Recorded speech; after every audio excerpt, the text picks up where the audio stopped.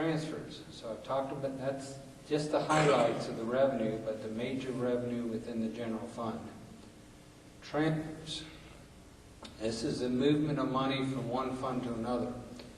And examples are we provide a subsidy for operation, we pay debt service, we put money in for capital projects. You remember that long list of services I showed, the community service fund, that was the library, the parks, the recreation programs. They collect fees for a lot of those. I think most of you are probably aware of that. You go swimming, you pay a fee to go swimming. The adult baseball leagues pay a fee for use of the fields. So that we collect quite a few fees. Those fees don't cover the cost of operation. The general fund currently sends about $3.3 million to the community service fund each year for operations. The water and sewer fund, this is an enterprise fund. This does come out of your rates. Sends about approximately $912,000 to pay off debt that's been incurred to fix up and maintain the water and sewer system. Those are two examples of substantial transfers that occurred. Next. Expenditures. When we look at expenditures, we say, where are we now? And what do we need to try and maintain the current level of services? We look at where we are in the current fiscal year and say, so how much are we projecting we're going to need? One of our goals as staff is to try and maintain the level of services being provided to the community.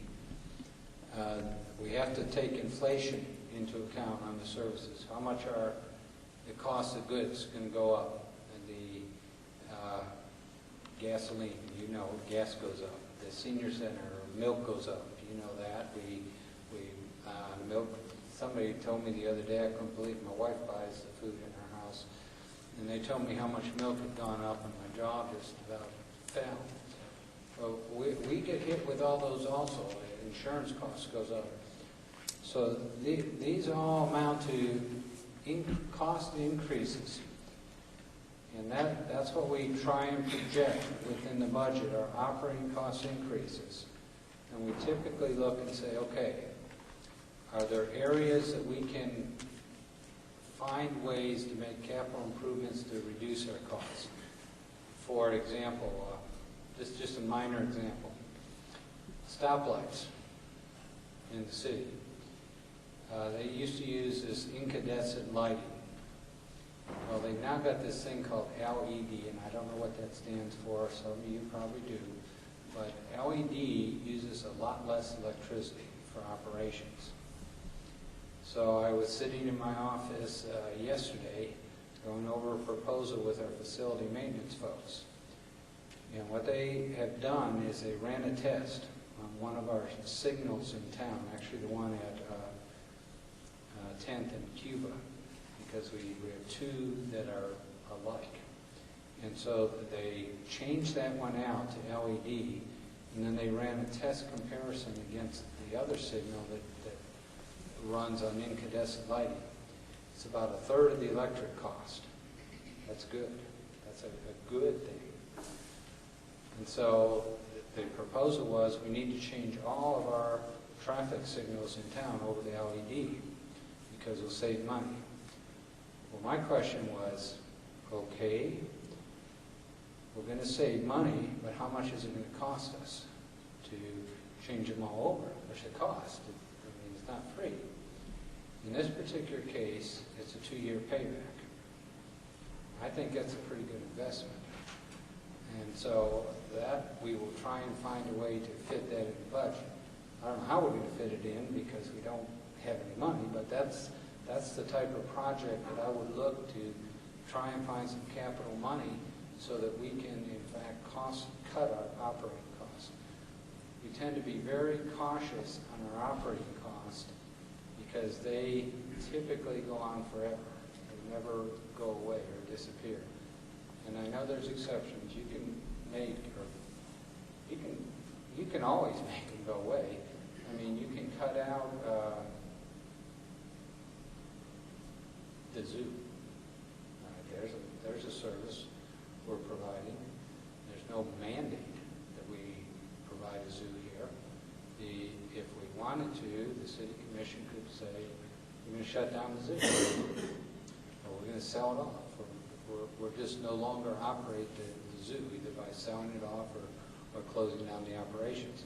That would be a permanent reduction in operating costs there. It'd also be a permanent reduction in the quality of life in this community. The zoo has a people that feel that that's a very important part of our quality of life in this community. And I would suspect many of them would not look favorably on reducing that particular service. And I only use that as an example because we see that with every service that we provide in the city. Next. Budget document. This is a budget document that we produce annually. This particular document is about 350 pages. It's a summary, and it attempts to provide information to help the citizens understand what's going on in the community, where the money's going, how it's being spent. We have copies of this available in the library at City Hall if anybody would like to come down and examine it. When our fiscal year closes on June 30th, that's when we stop spending money from one fiscal year and start spending it on the new fiscal year. Unfortunately, just like those of you that may be in business, you may have some bills that haven't finished arriving yet that were incurred during that fiscal year, and so do we. And so we actually finish our accounting on July 31st. July 31st is when we actually physically close the books. No. It takes about 30 days, so about the end of July. Last year we closed the books around July 20th. Okay. So it just takes us a little time to finish getting those bills in and finish paying them off. And so we get it closed about the end of July. Our particular city, I'm very proud to say, has been recognized as having an excellent budget book that presents the budget, provides information in a way that it's understandable, that the average citizen can pick it up and look through there, understand what's going on, where the services are being provided, how the money's being spent. It includes all the information on the transfers between funds, what's going where, how much. It includes all of the personnel positions that are within the city and what's there, what's changed, anything that's going on.